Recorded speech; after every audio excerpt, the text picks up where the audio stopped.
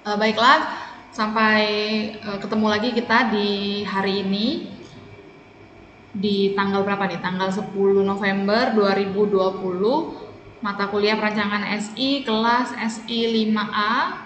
Adapun hari ini kita sudah sampai di pertemuan 16, yaitu sebenarnya studi kasus perancangan masukan, tetapi karena materi yang pertemuan 15 yang lalu belum selesai, maka kita sambung atau kita lanjutkan pada hari ini. Nah, kemarin kalau tidak salah sampai di sini ya, bed flow in form ya.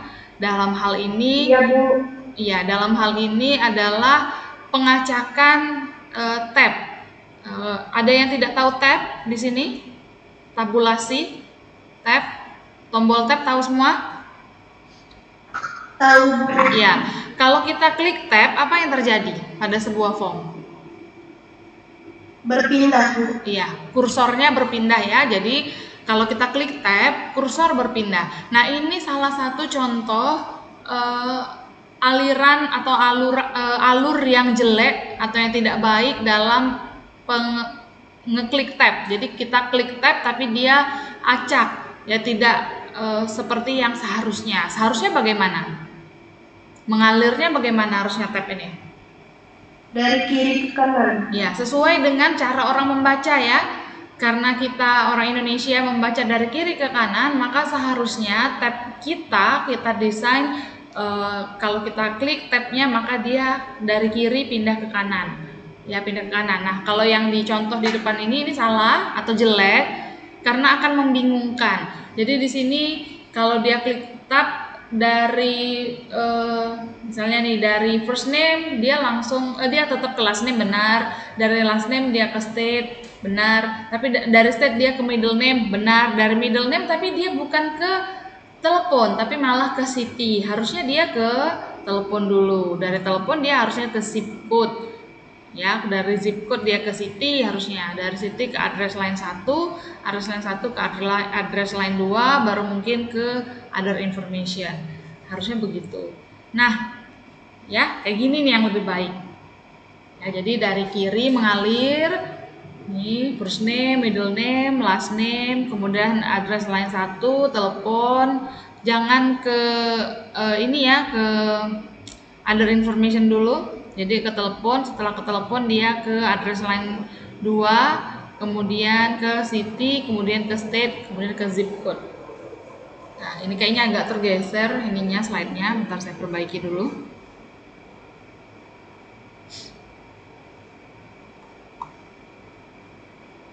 Oh, udah ini dia. Udah. Nah, kemudian di sini terdapat perbedaan warna antara nama field dan recordnya. Apa tujuan ini? Ada yang bisa jawab nggak? Ada perbedaan warna antara nama field dan record. Coba si ini menjawab. Si Lena ada nggak di sini? Tidak ada ya. Sylvia aja deh. Sylvia Gunawan.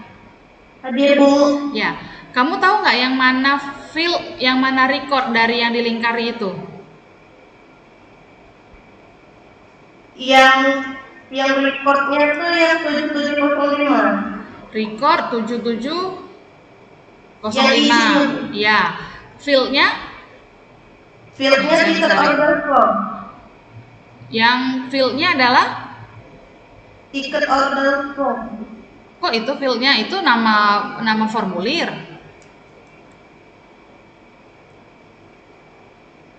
Yang mana fieldnya? Visa. Hah? Bentar ya, saya ini ya tuh. Nah, saya lebarin lagi. Ini kan nih yang dilingkarin. Iya, Bu. Nah, yang dilingkarin ini tadi kamu benar, recordnya adalah 7705 dan seterusnya itu angka ya. Nah, yang menjadi fieldnya yang mana? Ada yang bisa jawab yang lain teman-temannya? Oh, credit card. Iya, credit card number. Nah, jadi credit card number ini adalah fieldnya. Ya, kalau yang di sini yang visa itu recordnya, method of payment itu adalah fieldnya. Kalau yang di sini tanggal 11 bulan 11 tanggal 30 tahun 2002 ini adalah recordnya, sedangkan teks yang bertuliskan expiration date itu adalah fieldnya. Nah, mengapa dibedain Sylvia warnanya antara record dan field? Recordnya berwarna hitam, fieldnya berwarna abu-abu muda. Mengapa sih dibedain warnanya? Kenapa nggak disamain aja? Untuk apa?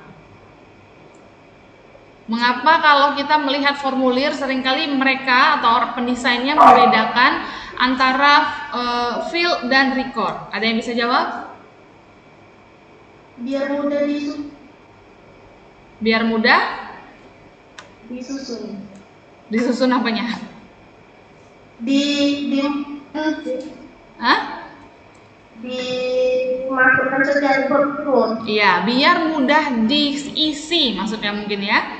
Jadi memudahkan pengguna untuk mengisi. Jadi kita kan kalau manusia biasanya melihat yang mana nih? Yang lebih terlihat ini yang warna hitam atau yang abu-abu? Hitam. Ya, yang hitam. Nah, maka didesainlah sebuah formulir recordnya diberikan warna yang lebih mencolok, tapi bukan norak ya, mencolok dalam artian mencuri pandangan kita supaya kita fokusnya ke yang warna hitam, bukan ke yang warna abu-abu. Tetapi yang abu-abu tetap harus terlihat, jangan pula nanti mentang-mentang ini hanya fill nanti kamu bikin warna kuning muda tidak terbaca ya, bukan kayak gitu juga. Tetapi maksudnya adalah biar kita langsung ngelihat, tersorot ya ke mata kita bahwa ini yang mau saya isi ya. Jadi makanya dibuatlah warna record lebih terang atau lebih gelap ya, saya bingung nih mengatakan ini lebih terang, pokoknya lebih kontras ya, lebih kontras dibandingkan yang warna fieldnya. Itu alasannya ya, jadi memudahkan pengisian formulir oleh pengguna. Nah, kemudian berikutnya adalah pedoman perancangan formulir masukan. Tadi kan salah satu contohnya adalah memberikan warna yang berbeda antara field dan record. Nah, mengapa dibuat berbeda? Tadi saya bilang biar mudah diisi. Nah, itu adalah salah satu pedoman dalam perancangan formulir input atau formulir masukan. Yang pertama adalah mudah diisi, biar mudah ngisinya. Oke, jadi sebuah formulir yang tadi pertama tabnya atau klik tombol tab di keyboard, nanti dia flow-nya itu sesuai dengan arah baca kita. Kalau Indonesia dari kiri ke kanan. Nah, maka kalau dibuat kayak gitu, apa harapannya yaitu supaya mudah diisi. Kemudian tadi ada juga perbedaan warna antara field dan record, itu juga membuat supaya kita mudah mengisi. Nah, kemudian sesuai dengan yang diinginkan. Misal nih, Sylvia. Iya, Bu. Seandainya ada tombol yang bernama atau bertuliskan atau berlabel new atau baru, apa yang Anda harapkan? Buka lembar yang baru. Iya, membuka lembaran yang baru atau membuat form kosong ya pastinya ya. Iya, Bu. Ya, karena kita mau isi. Kita baca itu new. Maka kita berharap setelah kita klik yang terjadi adalah formnya kosong, kita bisa menginput yang baru. Nah, itu yang dimaksud dengan sebuah formulir masukan yang baik harus sesuai dengan yang diinginkan oleh pengguna. Nah, misalnya lagi saya mau tanya yang lain.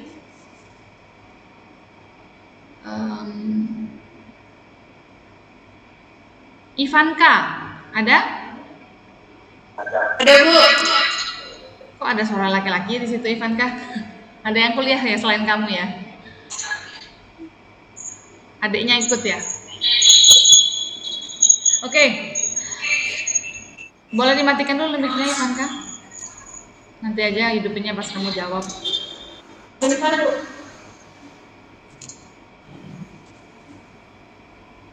Oke. Nah, jadi Ivanka, seandainya Anda melihat sebuah tombol ya, sebuah tombol bertuliskan cetak, apa yang Anda harapkan? Hasil chatnya, Bu. Berupa Berupa foto. Berupa foto, maksudnya berupa fisik ya, maksud Anda ya? Iya. Oke. Nah, ketika Ivanka melihat sebuah tombol berlabel cetak, dia mengharapkan hasil output, entah dokumen, entah foto, entah apapun itu yang berupa fisik. Ya, artinya terhubung dengan printer ya.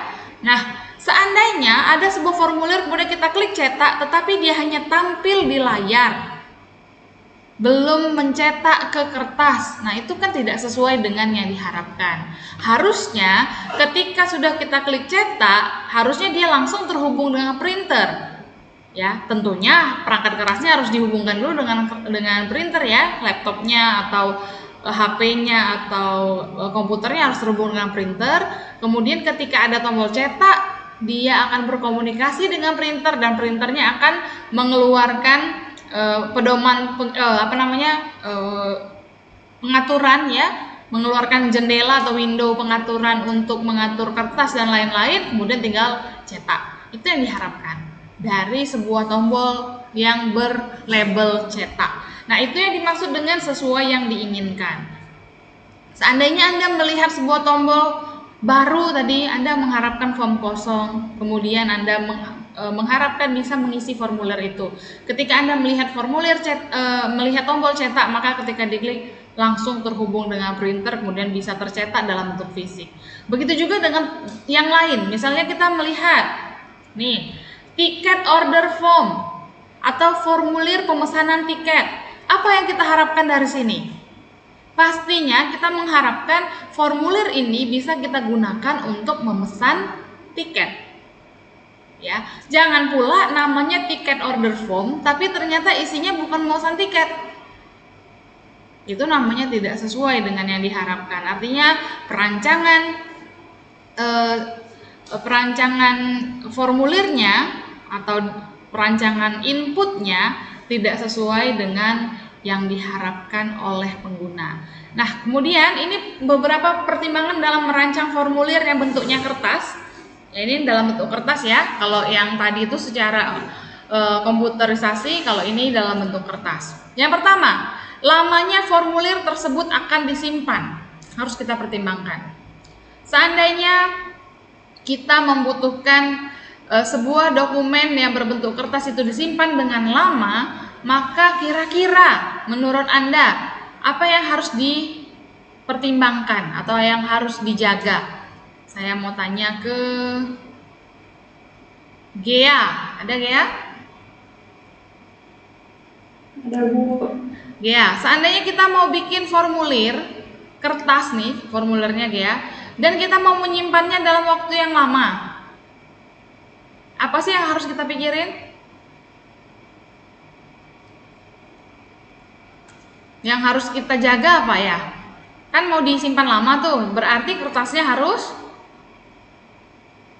Tetap ini Bu, disimpan di tempat yang apa?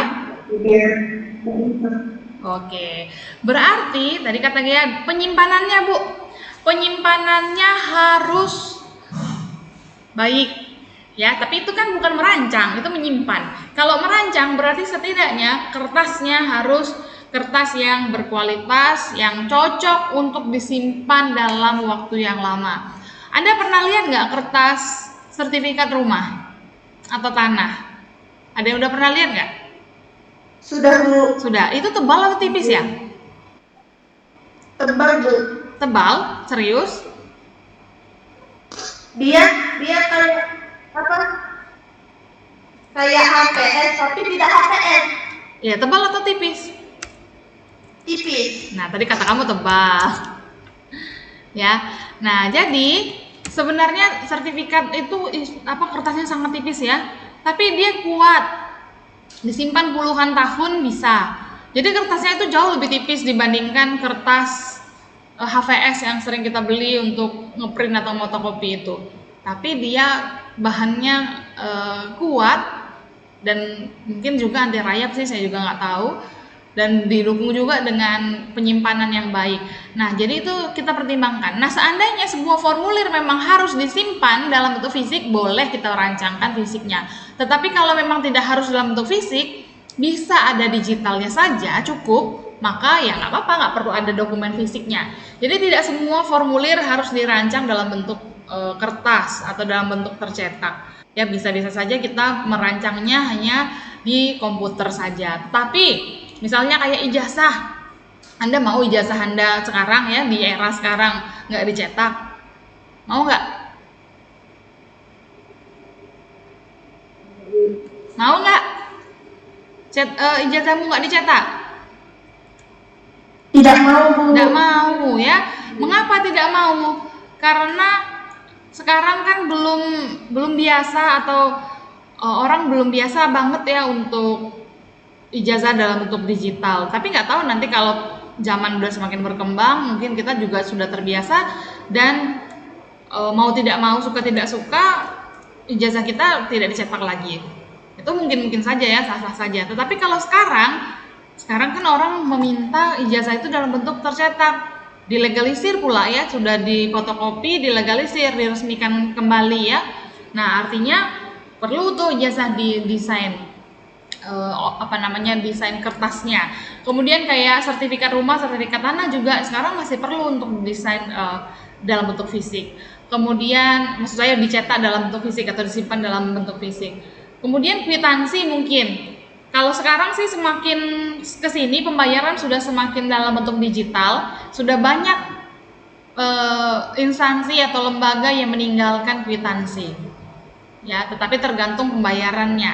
Nah, jadi karena sudah pakai digital, jadi ada beberapa perusahaan yang menganggap itu nggak perlu lagi ada cetakan kertas untuk membuktikan pembayaran. Jadi cukup dalam bentuk digital. Contohnya kalau Anda belanja di marketplace, Anda tidak perlu mencetak bukti bayarnya, tetapi otomatis semuanya ketika Anda transfer atau Anda bayar pakai koin dia atau pakai pakai uang dia, kayak kalau Shopee itu kan ada Shopee Pay, kemudian kalau Tokopedia ada OVO. Nah seandainya Anda udah bayar, otomatis langsung diketahui oleh mereka atau diverifikasi bahwa pembayarannya sudah berhasil.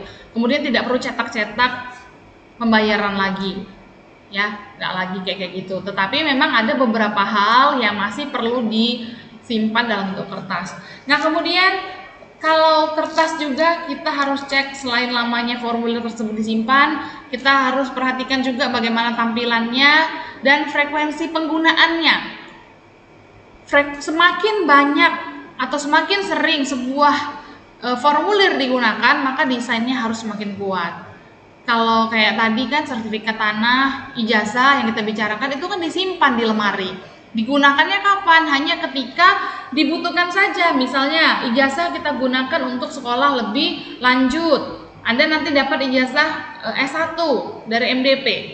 Maka Anda nanti bisa menggunakan ijazah itu yang pertama untuk bekerja, melamar pekerjaan, atau Anda bisa gunakan untuk kuliah lagi. Jadi itu tuh gunanya. Yang lain nggak ada, ya, nggak dipakai ijazah untuk yang lain. Hanya untuk kembali melanjutkan sekolah ke jenjang yang lebih tinggi dan untuk bekerja.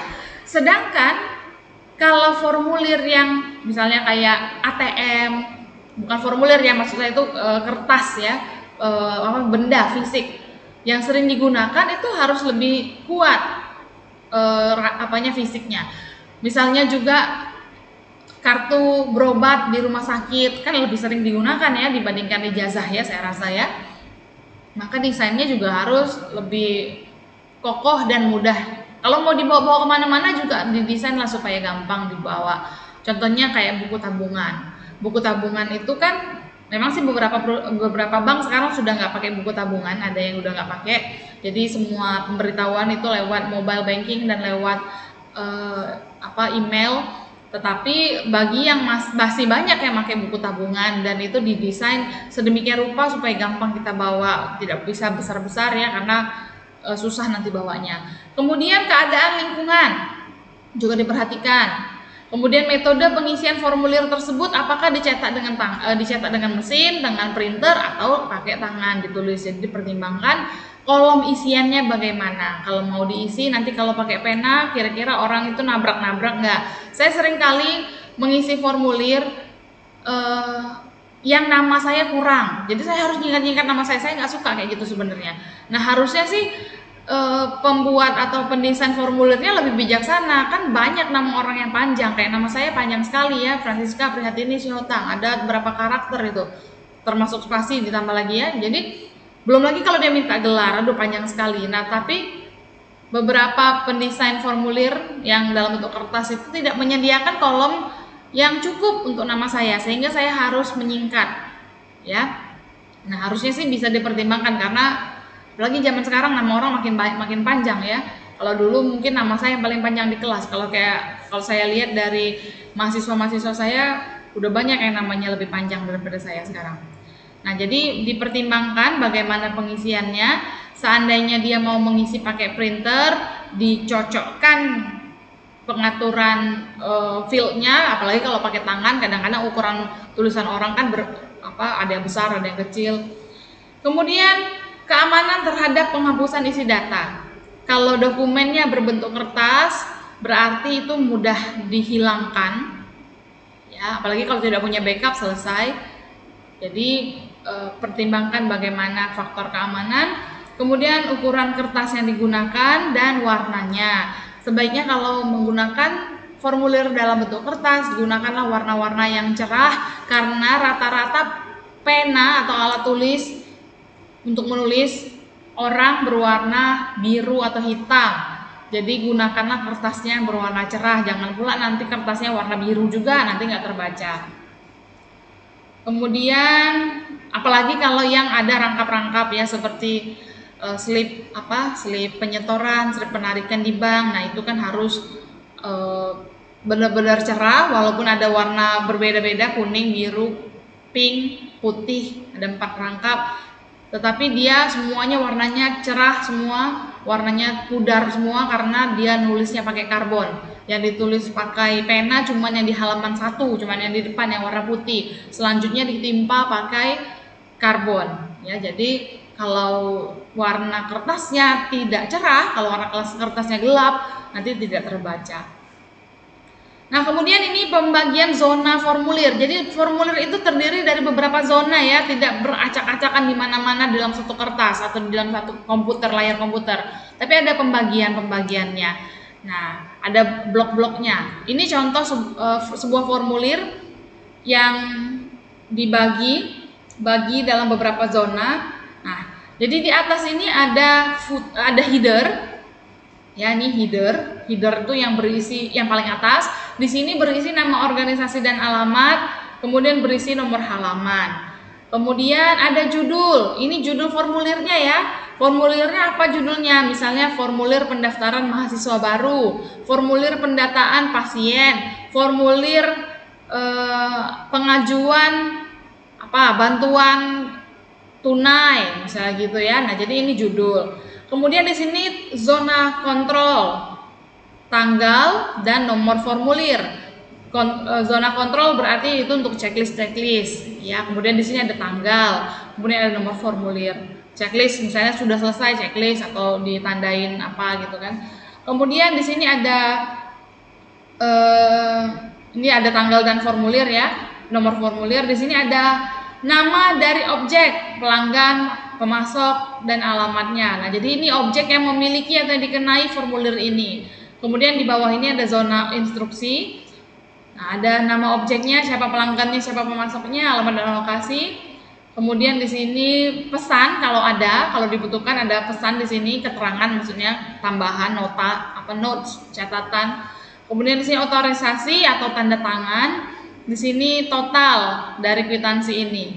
Ya, total seluruh pajak potongan sisa. Ini maksudnya adalah pembagian zona. Nah, kalau kita lihat contoh formulir yang ini yang sebenarnya, kita contohin aja dari Simponi. Saya buka Simponi dulu.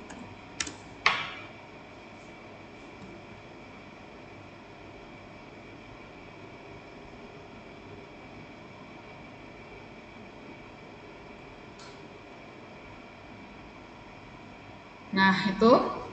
Ya di sini juga terdiri dari beberapa zona ya. Di sini ini hanya foto, kemudian di sini adalah zona login atau zona masuk. Ya, ini saya bisa kayak foto bareng ya sama mereka berempat ini, berlima ini. Nah, kemudian kita lihat setelah saya masuk, ini juga terdiri dari beberapa zona. Zonanya adalah yang di sini headernya ada judul dari formulir ini atau dari aplikasi yang sedang saya buka, yaitu Symfony atau sistem pembelajaran online dan interaktif. Kemudian ada zona apa namanya, menu mungkin ya, zona menunya terdiri dari beranda, buku panduan dan keluar. Kemudian kontennya terdiri dari beberapa bagian juga dipisah-pisah. Nah, kemudian di bawah ada footer nggak ya? Nah, ada ya, nggak kelihatan di sini ya. Bentar, saya iniin, ternyata nggak kelihatan. Nah, ini ada footernya ini. Nah, footernya terdiri dari keterangan ya, page render in 0,0193 second. Kemudian Symfony ini dibuat tahun 2012 terregisternya ya. Nah, jadi itu ada zona footer. Kita balik lagi ke atas, konten. Nah, kontennya ini terdiri dari beberapa hal juga. Ada, kalau yang saya ya, kalau mahasiswa berbeda mungkin. Ada zona keterangan dari yang login. Nah, karena saya yang login, maka ada keterangan nama saya di sini. Nih, ini NIK saya. Kemudian ada zona di bawah ini tentang apa nih? Tentang isinya lah ya. Tentang nih visi dan misi kampus, profil, ya profil saya, maksudnya profil pengguna, ubah password dan lain-lain. Jadi ini zona profil. Ada zona perkuliahan, yaitu yang berhubungan dengan semua hal yang berhubungan perkuliahan dan ada sayanya. Ya, ini contohnya mengatur tanggal UAS, melihat jadwal saya. Ini kalau saya klik kan ini jadwal saya nih. Nah, kemudian melihat materi, ini materi saya. Kemudian kalau saya mau pinjam lab ada di sini dan seterusnya ya. Kemudian di bawah lagi ada KP, TA dan skripsi. Di bawahnya ada lainnya, di tengah-tengah ini ada pengumuman-pengumuman, ada tanda tangan, ya tanda tangan digital saya, kalau saya mau memperlihatkannya bisa saya lihatin. Kemudian ada berita akademik, ya berita akademik. Kemudian ada di berita akademik ini ada beberapa kegiatan atau pengumuman. Kemudian ini pemanggilan nama mahasiswa, ada juga di sini. Libur yang kemarin ada juga di sini, jadwal UTS kemarin juga ada di sini. Nah, jadi ini berita. Jadi di tengah-tengah ini kontennya adalah konten berita. Ya, konten berita yang ada pada MDP. Ya, nih yang di sini. Kemudian di sebelah kanan ada zona kalender skripsi TA. Nih. Kemudian ada zona kalender kerja praktik. Kemudian ada zona informasi. Kemudian ada tambahan ini video, kemudian yang video lagi. Ya begitulah, itu yang dinamakan pembagian zona. Kalau kita lihat aplikasi yang lain pun pasti ada pembagian zonanya. Contoh, kita lihat apa ya? Kita lihat Google aja lah, kita cari lihat Google. Kita cari sebuah keyword, misalnya kampus MDP. Nah, ini kan ada zonanya juga. Di atas ini zona pencarian atau zona pengetikan keywordnya. Kemudian di bawah ini zona hasil pencarian. Di sebelah kanan ini adalah zona hasil pencarian yang berhubungan atau terhubung dengan Maps atau dengan Google Maps. Nah, kemudian ini juga ada pembagian zonanya ya, ada gambar, maps dan lain-lain. Nah, itulah yang dimaksud dengan pembagian zona pada formulir. Baik itu tapi yang dari tadi saya tampilkan itu formulir output ya, formulir inputnya belum. Nah, kalau formulir input seperti yang dicontoh tadi, atau bisa juga kita lihat kayak gini. Nih kita coba lihat input. Misalnya saya buka Spon.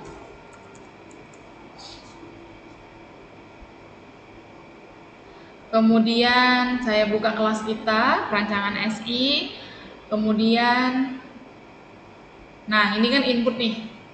Misalnya nih saya masukkan pertemuan 16 hari ini. Oke, ternyata saya belum tambahin materi di sini ya. Tapi karena ini materinya masih materi yang ini ya.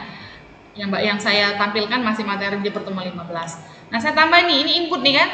Nah, jadi ada pembagian zona, yaitu di atas ini ada keterangan-keterangan lah ya, ada header dan lain-lain. Kemudian di bawahnya ada konten-kontennya. Konten-konten ini bisa saya tambahkan. Nah, kemudian ketika saya input pun, misalnya ini saya tambah file, ini juga dibagi nih zona-zonanya. Ya, ini zona keterangan, ya dan lain-lain. Ya, jadi bukan ambiar langsung di situ maksudnya gitu ya.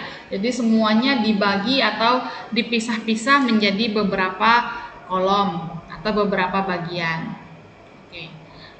Nah, kemudian pembagian zona formulir sebaiknya judul itu tidak usah banyak-banyak karena akan menyita banyak space pada formulir. Jadi kalau bisa sih dikit-dikit aja katanya, 2-3 kata saja. Misalnya formulir pendaftaran pasien 3 atau formulir formulir pengajuan 3 tuh kan. Jadi nggak usah banyak-banyak, jangan bikin ini gitu ya, terlalu panjang orang bingung. Jadi bikin saja judulnya singkat-singkat, maksimal 3 kata lah, atau mungkin 4 boleh lah. Kemudian usahakan format formulir mampu menjelaskan dengan sendirinya. Jangan terlalu banyak instruksi rinci keterangan-keterangan. Ya, jadi misalnya Anda mau meminta nama lengkap dari pelanggan, Anda dibandingkan Anda bikin sebuah field, ya saya contohin aja di sini.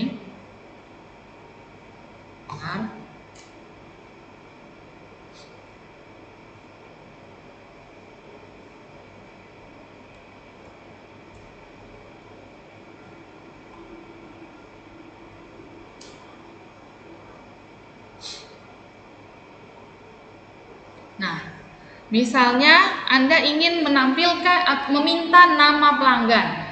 Bisa saja kita bikin kayak gini, sebuah field, kemudian Anda tulis di sini nama lengkap. Nah, bentar ya, agak kecil.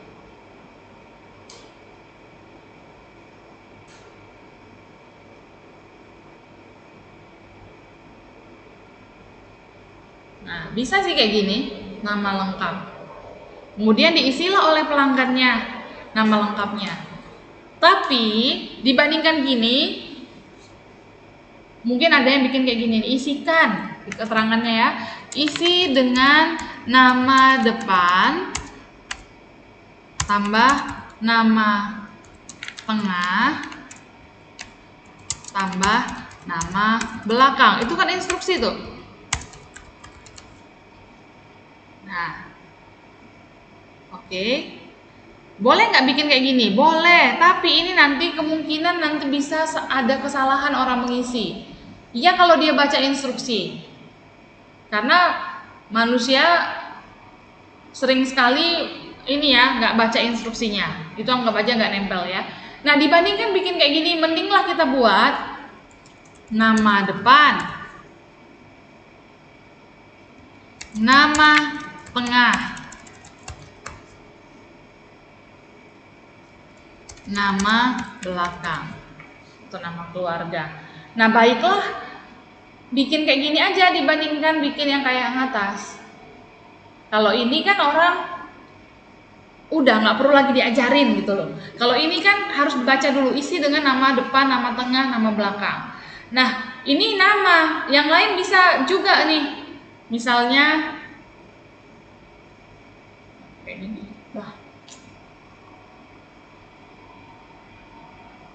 Misalnya alamat. Ya, alamat.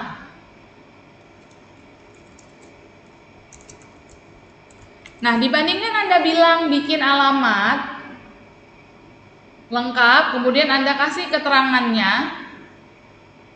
Anda kasih keterangannya di sini. Nama jalan atau isi dengan nama jalan dan seterusnya ya, kayak gitu Anda bikinnya. Nah, dibandingkan Anda bikin yang seperti di atas, lebih baik dibuat di bawah sini langsung. Bikin nama atau alamat gitu kan, alamat. Kemudian di sini ada provinsi. Kemudian di bawah provinsinya mungkin ada kota atau kabupaten. Ya, kemudian nanti ada mungkin nomor kode pos. Ya, dibandingkan yang tadi yang di atas ini lebih baik kita bikin yang di bawah. Mengapa demikian? Karena hal itu lebih mudah dimengerti oleh pengguna. Jadi panduannya adalah usahakan agar format formulir yang kita buat itu mampu menjelaskan dengan sendirinya tanpa harus banyak instruksi, instruksi yang tuliskan dengan nama lengkap atau isi dengan nama jalan, nama provinsi. Nah, nggak usah dipandu kayak gitu, tapi buat saja formulirnya memang memaksa si pengguna supaya tertib, begitu ya. Kemudian manfaatkan garis kotak dan caption kalau dibutuhkan. Ya, jadi kalau memang butuh caption, dituliskan captionnya. Kemudian memasukkan data entry, tujuannya memastikan bahwa data yang dimasukkan akurat. Ya, jadi supaya orang nggak salah-salah. Kalau memang butuhnya angka, tuliskanlah, paksalah supaya formulir itu tidak bisa menerima bentuk lain selain angka. Nah, kemudian pastikan yang tadi pengkodean yang efektif, penangkapan dan pemasukan data yang efektif dan efisien, dan menjamin kualitas melalui validasi. Jadi seandainya dia salah input, harusnya kamu ada pesan error. Ya, misalnya menginputkan data yang bernilai sama, sementara field itu adalah primary key, adalah kunci yang tidak boleh ada data yang sama. Maka harus ada pemberitahuan atau notif atau warning dari aplikasi mengatakan kepada si pengguna bahwa kodenya sudah pernah dimasukkan, gunakan kode yang lain. Begitu, jangan dibiarin dia bingung sendiri. Contohnya kalau Anda salah login, Anda lupa username atau password, Anda pasti dikasih tahu oleh si aplikasi bahwa Anda itu lupa username atau password. Bukannya dia nggak bisa login tok. Kalau seandainya Anda sudah mencoba dan dia cuma nggak bisa login aja, nggak ada notifikasi apapun, nggak ada pengingat apapun, kan bingung. Kenapa ya aku nggak bisa login? Harusnya sebuah aplikasi yang baik kasih tahu bahwa kamu tuh salah loginnya, username dan atau password Anda salah. Nah, jadi dia tahu, oh iya saya salah input. Jangan nggak dikasih tahu, cuman diam aja aplikasinya, kan sebel digituin ya. Nah, kemudian ini pedoman umum dalam coding formulir. Ringkas, stabil, unik, dapat diurutkan, hindari kode yang membingungkan. Oh, ini pengkodean dalam isi formulir. Seragam, dapat dimodifikasi dan mempunyai arti. Nah, ada jenis-jenis kode. Ada simple sequence code, ya, yaitu pemberian nomor urut. Tidak ada hubungannya antara nomor urut data dengan nomor tersebut. Lebih baik dari pengkodean acak. Eliminasi pemberian kode yang sama, dapat memperkirakan item yang dapat diinput. Jadi dengan menggunakan simple sequence code kita bisa tahu nih item yang dapat diinputnya berapa. Ini contoh simple sequence code. Contoh nih, order 5676, produk kursi roda pelanggan Andi. Order 5677, produknya kursi tamu namanya Firman. Kemudian ke bawahnya 5678, 5679, 5680. Dan jadi dia berurut, itu namanya simple sequence code. Jadi dia ada urutan-urutan. Jadi nomor order selalu +1 ya. Bisa kita perkirakan, oh ini ordernya sudah yang keberapa. Kemudian ada yang namanya alphabetic derivation code. Ini dapat mengurangi kesalahan dibandingkan dengan simple sequence code menggunakan huruf atau kombinasinya dengan angka, kemudian biasa digunakan sebagai nomor akun. Contohnya kayak ini nomor formulir nih kayaknya nih, ya, nomor formulir di MDP ya. Kemudian ini contohnya nih 9999XXX 9999. Nih contoh nomor formulirnya 00125 MDP 0102. Angka yang di belakang ini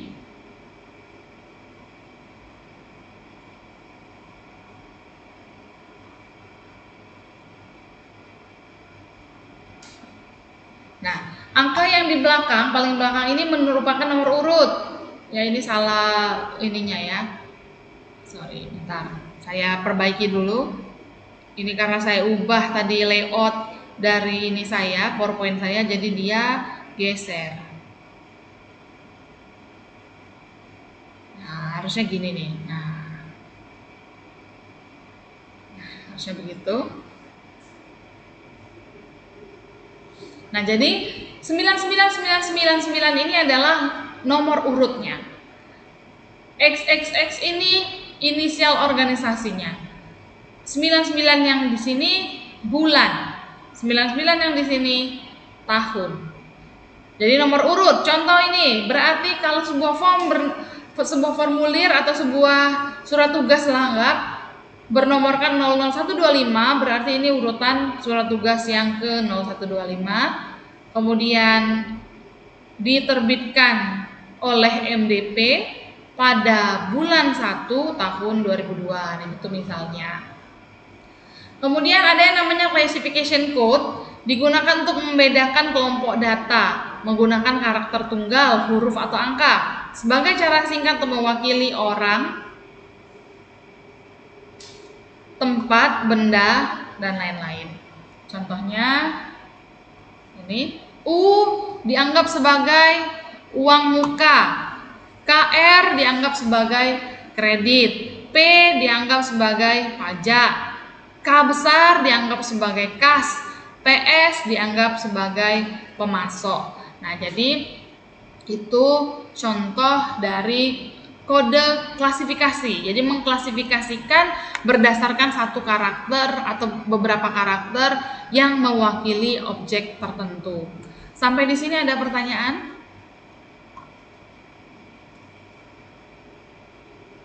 Ada pertanyaan sampai sini?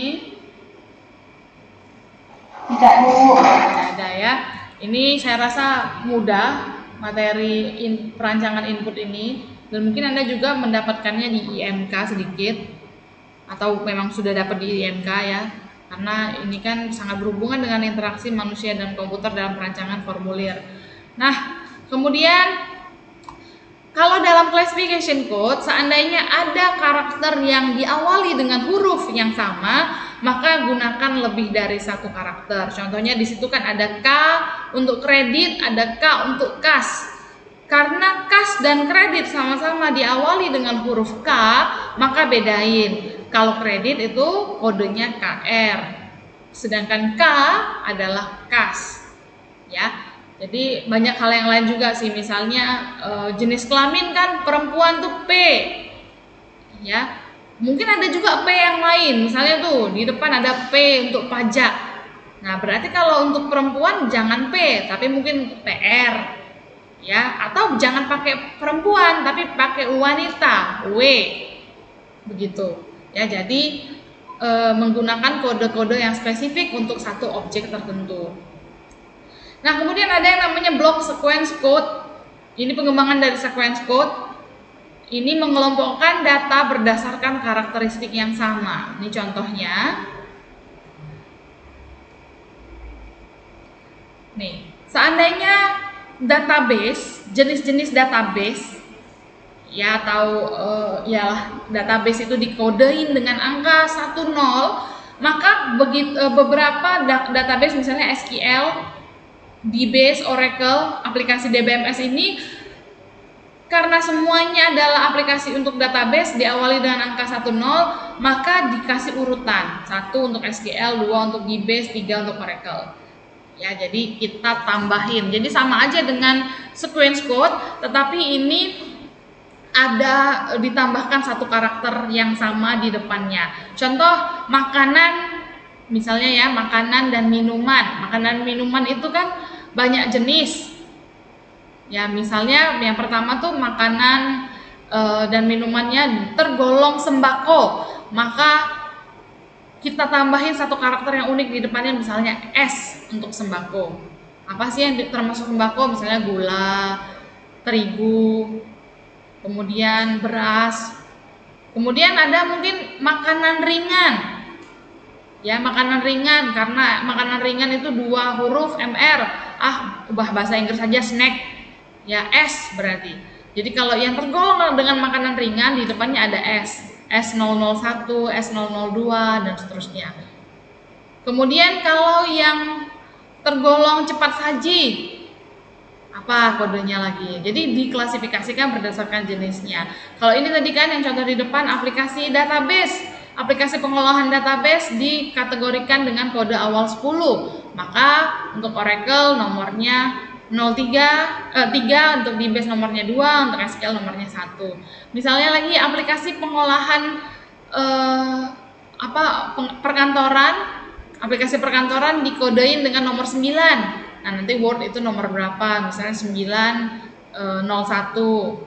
Kemudian Excel-nya mungkin 902 dan seterusnya. Nah, itu penggunaan block sequence code. Kemudian ada significant digit subset code. Ya, significant digit subset code. Ini maknanya tersembunyi bagi orang awam tidak mengerti apa maksudnya, tetapi yang memang berhubungan dengan internal itu paham apa yang dimaksud dengan kode itu. Contohnya NPM Anda. NPM Anda ketika nomor NPM itu misalnya dibaca oleh orang lain, oleh orang yang tidak mengerti, ya awam, bukan mahasiswa MDP, dia tidak mengerti apa maksud dari kode-kode NPM itu. Tetapi karena Anda sudah paham, tahu artinya, maka mengerti. Kalau ini NPM yang lama ya, contoh NPM MDP yang lama, contohnya nih 2012 240120. Jadi ini tahun masuk, program studi, kemudian nomor urut. Kalau Anda sekarang berbeda, kita coba ya. Sylvia, berapa NPM-mu?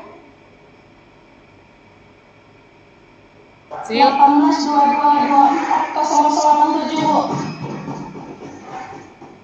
Bentar ya. 18 22 24 00.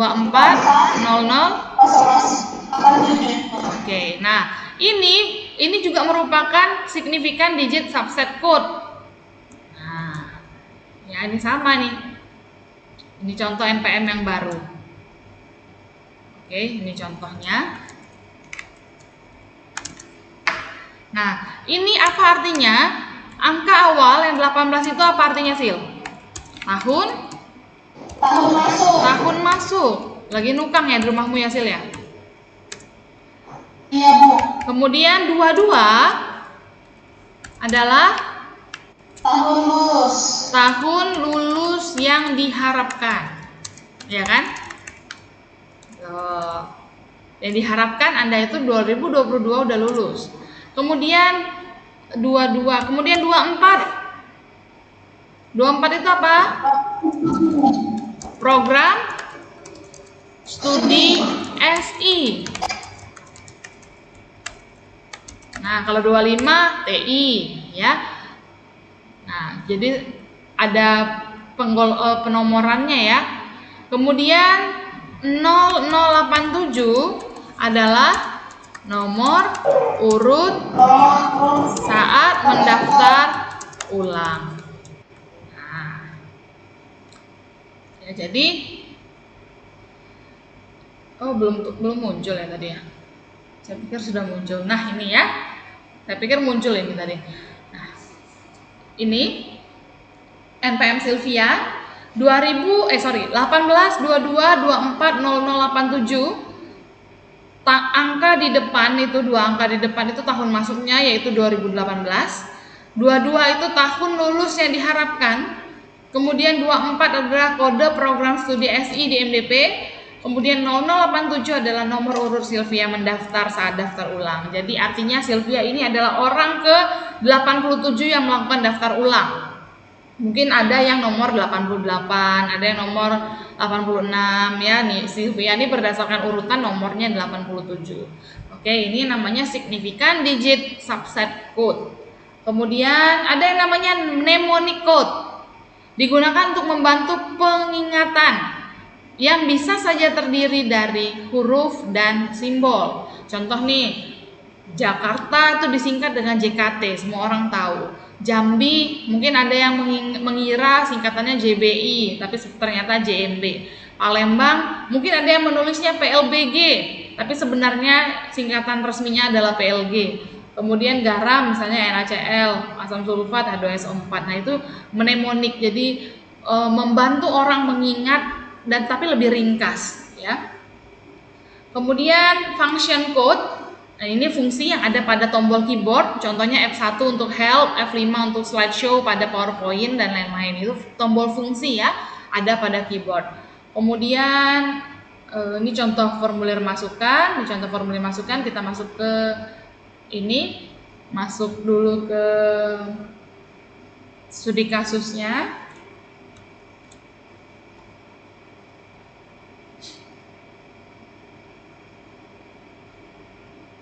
Nah, ini studi kasusnya.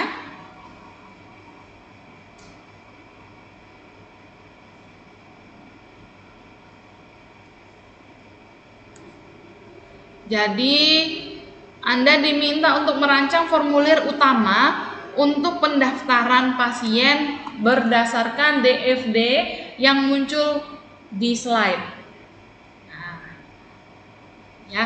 Nah, nanti silakan dibuat. Nanti kita bahas hari Selasa, tapi tetap saya buat formulirnya, tempat pengumpulannya di Spon. Pakai pena aja, nggak apa-apa, tidak perlu diketik, pakai pena. Jadi Anda diminta membuat formulir utama untuk pendaftaran pasien, kemudian formulir lanjutan dari pendaftaran pasien sesuai dengan DFD. Oke, jadi yang pertama Anda diminta untuk membuat formulir utamanya.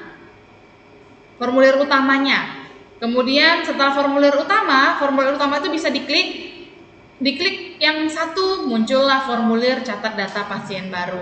Diklik mungkin yang mana dari sini catat data pasien baru atau apa, muncul cetak kartu pasien. Kemudian diklik lagi entah apa, muncullah data kunjungan pasien. Diklik lagi yang mana, muncullah formulir untuk mencetak karcis berobat pasien. Oke. Ada pertanyaan sampai sini? Ini saja latihannya. Sebenarnya ada beberapa ini, tapi beberapa latihan, cuman saya nomor 1 aja. Ada pertanyaan sampai sini? Dicoba-coba saja dulu. Nah, nanti kita bahas. Jadi tetap saya buatkan di Spon. Nanti ini saya upload di Spon. Kemudian nanti saya buatkan tempat pengumpulannya. Kemudian Anda jawab pribadi menggunakan pena saja. Kemudian hari Selasa akan kita bahas satu persatu. Contoh, maksudnya sampel dari misalnya jawabannya Sylvia atau jawabannya siapa, kita lihat, kita koreksi sama-sama. Oke, dipahami latihannya? Bisa dipahami, Bu. Oke, nah kalau begitu video conference-nya kita akhiri, kita lanjutkan dengan pertanyaan di WA. Silakan kalau masih ada yang mau bertanya terkait latihan soal ini. Ya, karena hari ini memang kita studi kasus perancangan SI-nya mengenai perancangan masukan. Oke, sampai ketemu hari Selasa, sampai ketemu juga nanti di WA kalau ada yang mau bertanya. Oh, hari Jumat ya, sorry. Ini 4 SKS ya, saya lupa. Ya, sampai ketemu hari Jumat. Kita akan bahas ini, kemudian nanti saya tunggu di WA kalau masih ada yang mau bertanya tentang latihan ini. Selamat pagi. Pagi, Bu. Ibu. Pagi, Bu.